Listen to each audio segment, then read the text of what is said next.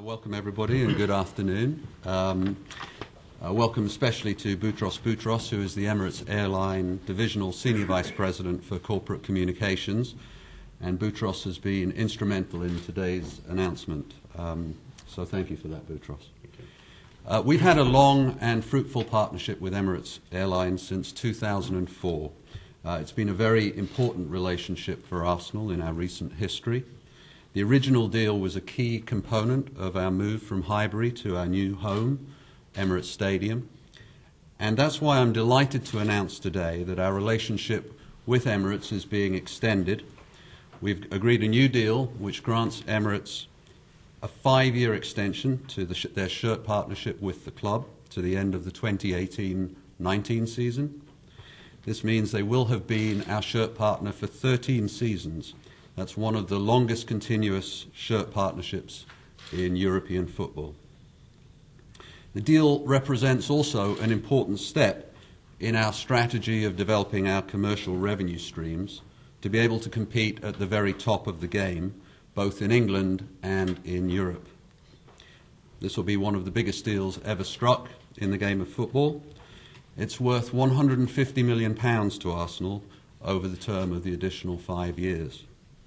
The magnitude of the deal is a testament to the strength of our relationship with Emirates, and it's a powerful statement of their belief in our future, and that's an important statement because they're a partner who knows us better than anyone. It's also a testament to our overarching philosophy and values at Arsenal Football Club, the style of football that we've developed under Arsene Wenger, the strength of our following around the world, and the new commercial capabilities that we've developed in recent years. Emirates are the perfect partner for Arsenal. They represent excellence and always moving forward. As anyone will know who's been lucky enough to fly in one of their A380s. They're a huge and growing. They have a huge and growing international profile and reputation. It's incredible. I was talking to Boutros before we came out here. In 1985, their airline fleet was 2 airplanes, and now it's over 180. So that makes them an airline both of the present and of the future, and we're very proud to be associated with them. Emirates is one of the best-known and most sophisticated companies involved in global sports, and they have unlimited opportunities to involve themselves in sports and team partnerships around the world. Arsenal have also had opportunities to associate ourselves with many brands in sports, but I'm proud to say that knowing each other best, they chose us and we chose them. This is one of the strongest and best partnerships in sports, one of the largest deals of its type signed in the game so far. And as part of the deal, our stadium will continue to be known as Emirates Stadium until 2028. In addition to the Emirates brand appearing on the front of our playing and training kits, the deal contains a number of marketing rights to ensure that Emirates can engage with Arsenal fans in the UK and abroad. This is an important and exciting day for our football club. We're looking forward to continuing our strong partnership with Emirates and moving forward together. As Emirates would say, hello tomorrow. Now I'd like to ask Boutros to say a few words. Thanks, Ivan. Anyway, he said everything. Not much left for me. But on behalf of our chairman, His Highness Sheikh Ahmed bin Saeed Al Maktoum, I'm here today representing Emirates, and I'm proud for the new announcement. This one, it means probably 3 things for us. First, it will ensure that the Gunners continue to fly Emirates with a new shirt partnership, and will continue for another 5 years until the end, of course, 2018-2019. Second, it means that Arsenal home ground will remain the Emirates Stadium through 2028. So I don't know if we will be here by 2028, but it enforces our belief in the club, and it enforces that Emirates will be there by 2028 and will be the biggest airline in the world. And Arsenal will be there, and hopefully they will be winning more and more in the future. Third, reaffirmed our commitment to sponsoring sports across the world, not least here at Arsenal Football Club, a sporting colossus which shares our values of a global appeal, innovation, and an ambitious approach to success. We were for the club when it moves to this 60,000 capacity new stadium, and it was at that time the biggest venue transformations football has seen in modern times, and will continue to be with the club. It consolidates in its position and one of the top 5 in the world. And when we moved, or when we sponsored the stadium, I remember in the early days, there were a lot of question marks. It was something new for England, and I strongly believe at that time we believed that there is a future. Naming rights was something like unknown in UK, and there were a lot of questions. Why do you sponsor a naming right? And it took a lot of debates internally and externally. And now I'm really proud to report it pays off, and it was a very good move from our side, and of course it was a very good move from Arsenal. Anyway, I will not expand more. I'll open the floor for you if you like to ask any questions, but I would really like to wish Arsenal all the success and confirm our commitment to the success of the club and what was promised to be better and better. Thank you. Thank you.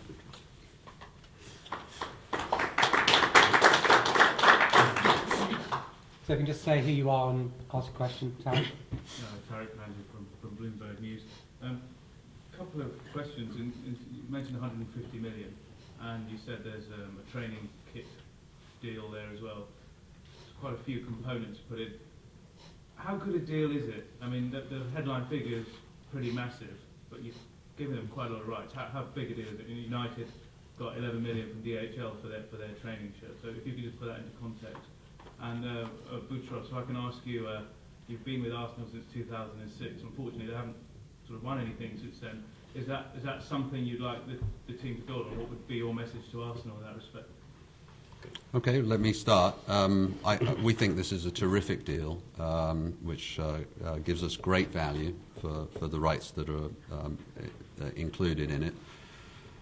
It does include both the training kit and the shirt itself, and we think that's the best way for us to put our partnership rights together. We prefer to have clarity in terms of our partner relationships and not to clutter our shirt and training kit with different brands. And I think that's an approach that's worked really well for us and also for Emirates. So we're very pleased with the overall value. We think it's an outstanding deal for the club. Okay.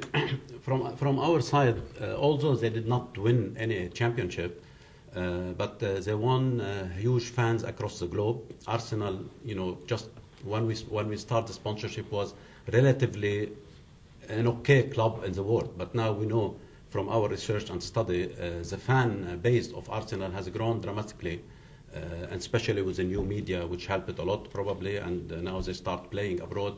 Again, it emphasizes their presence. So really, Arsenal become a truly global club. So for us, by itself, this is a winning. Also, they never went down like below 5 for the last 6 years. So at the end of the day, there's always one winner. And when we get into a partnership, we would love them to win, and we hope that this amount of money we are paying now will help them to invest more into the club and hopefully with a fair play as well. We strongly believe that the club is in very well positioned and in a position now to win in the future and to continue and to excel as well. And again, another thing, they didn't win. We didn't have to pay them bonus, so it was okay for us. Hi, a question for Ivan. It's guaranteed you for Sky Sports. Ivan, at the AGM, I'm sure you remember that. I don't recall the AGM. Delightful debut there. It was a bit spicy at times. How much do you think, you were alluding to the fact that you had several deals coming up, how much do you think this deal will appease those fans that gave you a hard time at the AGM? Well, that's not the purpose of the deal. We've been very clear about our strategy. The strategy, which has been driven and supported by Stan Kroenke and our board, is to grow our commercial revenues so that we can have more money to be able to invest in the playing side to drive the club forward. That's been part of a long journey. The move into the new stadium was the first step in that journey. The expansion of our commercial deals is a second step in that journey, and this is as dramatic as the move into the new stadium was in propelling the club forward. Our revenues will grow to put us into the top 5 revenue clubs in the world, and we think that'll give us the platform to be able to reinvest in the team and push the team forward. That's what we all want at the football club. That's what our fans want. That's what the board of directors want, and that's what everyone associated with this club or who loves this club wants to see happen. So we're really excited about the deal. The deal is all about football. It's all about giving us the resources in what we believe is a responsible and well-managed way to be able to invest in what we put onto the field for our fans. So this is good news for Arsenal. It's good news for our fans. I'm Jim Belmont from the Press Association. Buttress has talked about, what needs to give more money to put back in the team. You've talked about investing in it. That's what the fans want. When can they expect to see an investment in January? Is some of this money going to be set aside? You've got, contract dispute with one of your senior players looking to be resolved at the moment. I think that's probably what the fans are looking for, rather than headline figures. Maybe some of that actually being reducing the transfer market and paying players the wages to keep them. Well, as I've said, the strategy is to grow our commercial revenues, not for the sake of growing revenues, but so that we have money to be able to invest. One of the nice things about doing this deal with Emirates, an existing partner, is that we've been able to talk to them about the payment terms and bring some of the payments forward so that we'll have additional money in this financial year, which will be available to invest in the summer. Those decisions on investment, as you know, are made by our manager, and he's done an outstanding job of managing the resources of the club over time, and we'll expect that to continue, but he'll have more resources available to him. If these resources are there now, you've talked about it as well, the importance of signing young players up. Is it not important to get Theo Walker, the manager talked about it yesterday, about trying to get that commitment? Is that not an important thing that needs to be high on the agenda going forward?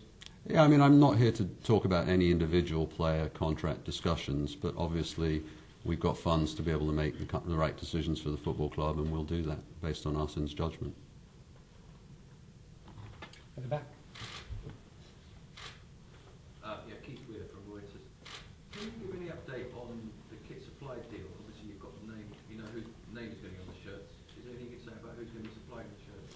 Well, our kit deal expires at the same time as the Emirates deal would have expired, so that's something that's on our agenda. We're moving that forward, but until then, we've had a great partnership with Nike. Again, a deal that really enabled us to push the club forward into the new stadium, and that relationship is very good. But unless we're in a position to make an announcement on that, I can't really say more than that. That's a situation that's ongoing.